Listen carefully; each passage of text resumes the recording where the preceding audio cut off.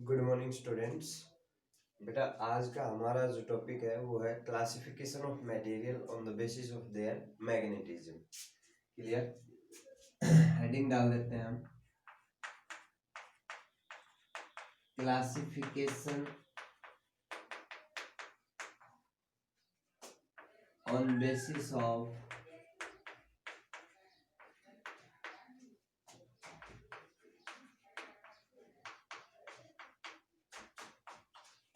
Magnetism.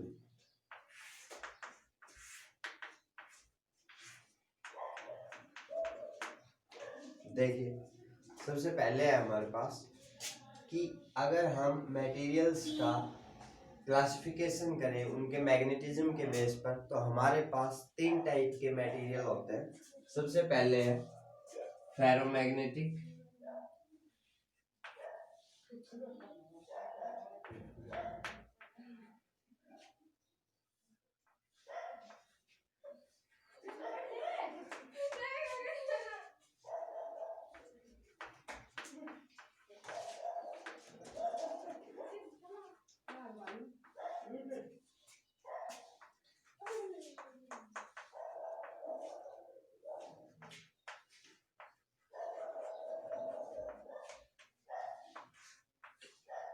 हमारे पास तीन type के मटेरियल है।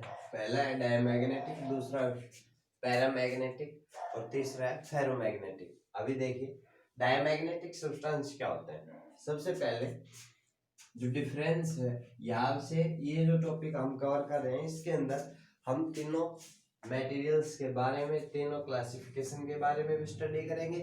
साथ ही एक तरीके से हम इन तीनों के बीच डिफरेंस क्या है उसको भी स्टडी कर पाएंगे। क्लियर। तो अभी हमारे पास फर्स्ट है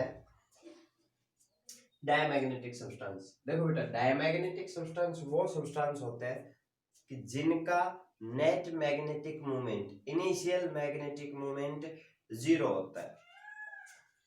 तो सबसे पहले हम लिखेंगे कि जो इनिशियल मैग्नेटिक मोमेंट है डायमैग्नेटिक सब्सटेंस का,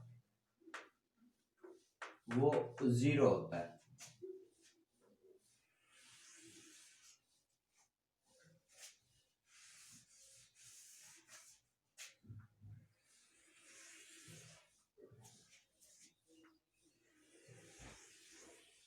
क्लियर। सेकंड आता है हमारे पास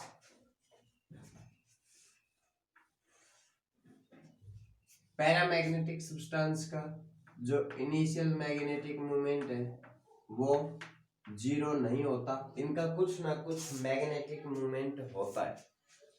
थर्ड, जो फेरोमैग्नेटिक सब्सटेंस है इनका भी initial magnetic moment non zero होता है। क्लियर। उसके बाद आता है हमारे पास सेकंड पॉइंट, डायमैग्नेटिक सब्सटेंस को जब आप किसी भी यूनिफॉर्म मैग्नेटिक फील्ड के अंदर रखते हैं तो डायमैग्नेटिक सब्सटेंस मैग्नेटिक फील्ड के अपोजिट डायरेक्शन में फीबली मैग्नेटाइज होते हैं, यानी कि कम मैग्नेटाइज होते हैं लेकिन मैग्नेटाइजिंग फील्ड के अपोजिट डायरेक्शन में। क्लियर। तो मैं यहाँ पर सेकंड पॉइंट लिख रहा हूं कि feebly magnetise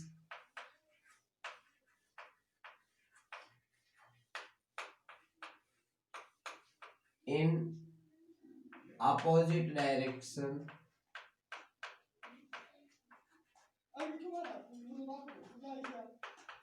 to applied magnetic field. जो मैग्नेटिक फील्ड हमने अप्लाई की थी उसके अपोजिट डायरेक्शन में फीबली मैग्नेटाइज होते हैं, लेकिन जो पैरामैग्नेटिक सब्सटेंस है वो भी फीबली मैग्नेटाइज होते हैं। They are also feebly magnetize, feebly यानी कि small. Clear. Feebly magnetise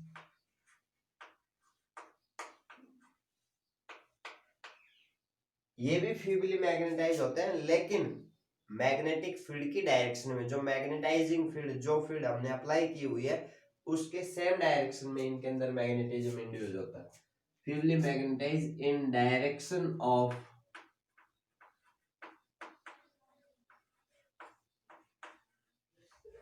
magnetising field. और जो फेरोमैग्नेटिक सब्सटेंस है they are strongly magnetise,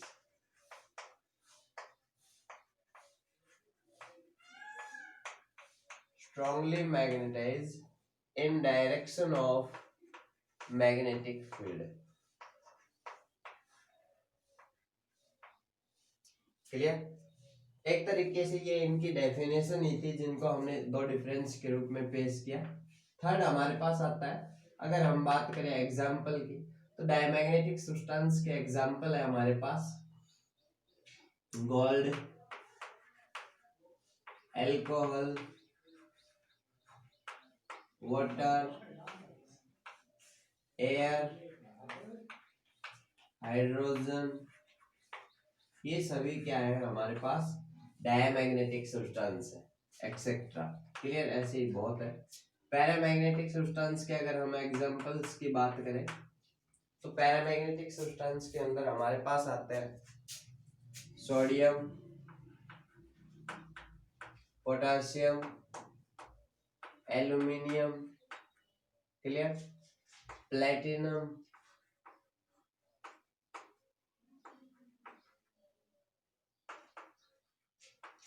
etcetera.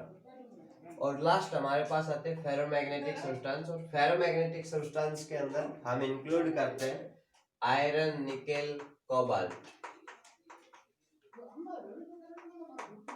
Iron, nickel, cobalt और कुछ एलॉयज हैं, जैसे कि आप कह सकते हैं एलनिको है, ठीक है।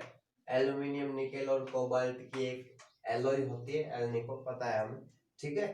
तो ये एग्जांपल्स थे। इसके बाद आता है कि जो डायमैग्नेटिक सब्सटेंस है, अगर हम डायमैग्नेटिक सब्सटेंस को लिक्विड की फॉर्म में लें तो डायमैग्नेटिक सब्सटेंस हमेशा मूव करेंगे stronger field to weaker field की तरफ, यानी कि हायर फील्ड से और लोअर फील्ड की तरफ मूव करते हैं डायमैग्नेटिक सब्सटेंस। यहां हम लिखेंगे कि मूव टुवर्ड्स या move from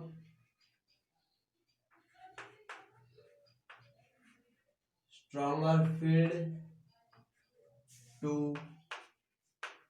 weaker field,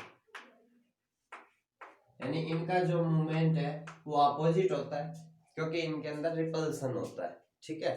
second, अगर हमारे पास पैरामैग्नेटिक सब्सटेंस है तो दे मूव फ्रॉम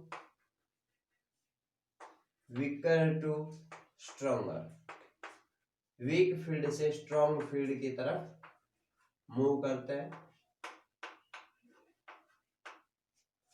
और सेम जो फेरोमैग्नेटिक सब्सटेंस है वो भी मूव करेंगे, मूव फ्रॉम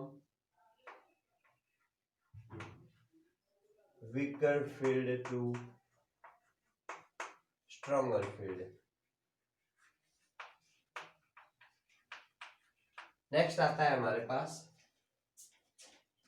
कि अगर हम लेकर चले डायमैग्नेटिक सब्सटेंस को, अगर हम किसी भी मैग्नेटिक फील्ड के अंदर रखें, जैसे कि मान लो ये है हमारे पास, ये मैग्नेटिक फील्ड हमने अप्लाई की, ये नॉर्थ पोल है, ये साउथ पोल है।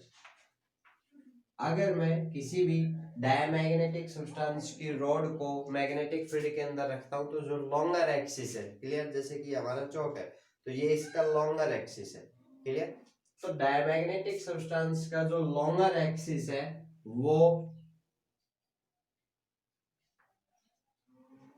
मैग्नेटिक फील्ड के, जो मैग्नेटिक फील्ड अप्लाई की हुई थी उसके परपेंडिकुलर डायरेक्शन में होगा, क्लियर। किसके केस में? डायमैग्नेटिक सब्सटेंस के केस में। पैरामैग्नेटिक सब्सटेंस के केस में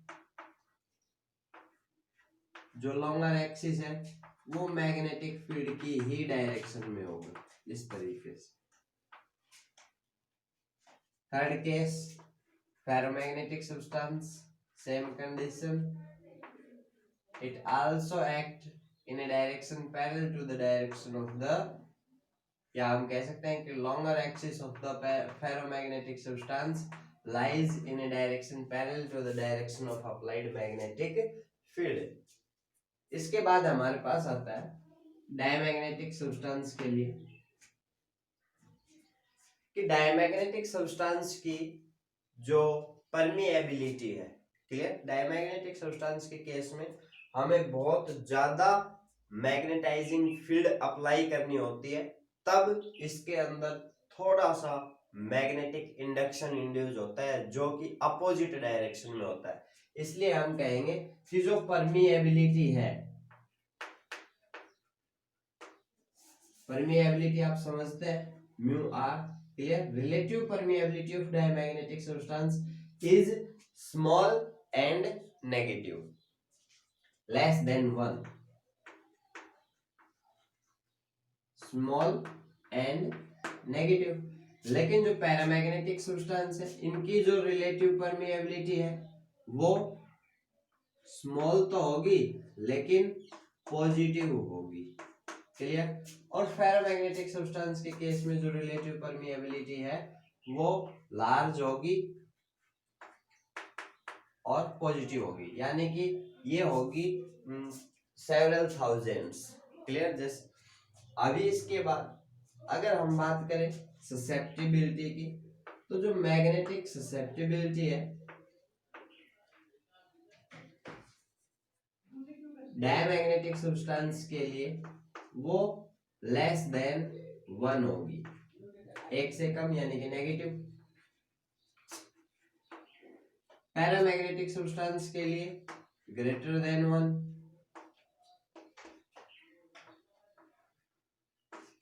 और फेरोमैग्नेटिक सब्सटेंस के लिए जो मैग्नेटिक ससेप्टिबिलिटी है वो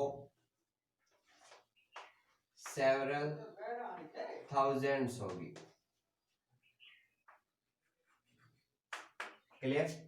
अभी इसके बाद अगर हम देखें डायमैग्नेटिक सब्सटेंस के केस में जो मैग्नेटिज्म होता है, क्लियर, वो टेम्परेचर के, या हम कहें जो ससेप्टिबिलिटी है वो टेम्परेचर के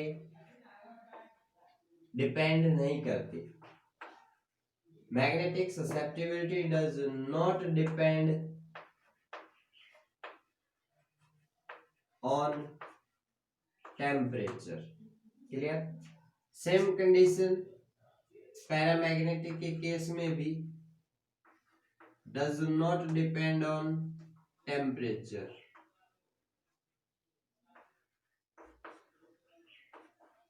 लेकिन फेरोमैग्नेटिक सब्सटेंस के केस में जो मैग्नेटिक ससेप्टिबिलिटी है वो इनवर्सली प्रोपोर्शनल होती है टेम्परेचर के, और जब आप साइन हटाएंगे प्रोपोर्शनल का तो यहाँ पर कांस्टेंट आता है C, और ये जो C है यही हमारे पास क्या है, क्यूरी कांस्टेंट।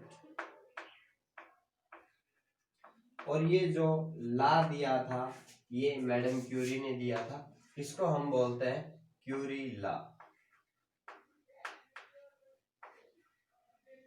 ठीक है। तो ये आज हमने आपको स्टडी कराया classification on basis of magnetism. यहाँ से आप देख सकते हैं diamagnetic substance, paramagnetic substance and ferromagnetic substance के लिए आप स्टडी कर सकते हैं, क्लियर। अभी नेक्स्ट जो वीडियोज होंगे उनके अंदर हम आपको बताएंगे कि हिस्टैरिसीस लूप क्या होती है और सॉफ्ट फेरोमैग्नेटिक सब्सटेंस और हार्ड फेरोमैग्नेटिक सब्सटेंस क्या होते हैं, क्लियर। यानी कि जो फेरोमैग्नेटिक सब्सटेंस है उन्हीं के हम आगे चल के डिवीजन करेंगे, उन्हीं के बारे में स्टडी करेंगे। आप अपनी स्टडी कंटिन्यू रखिए। Thank you.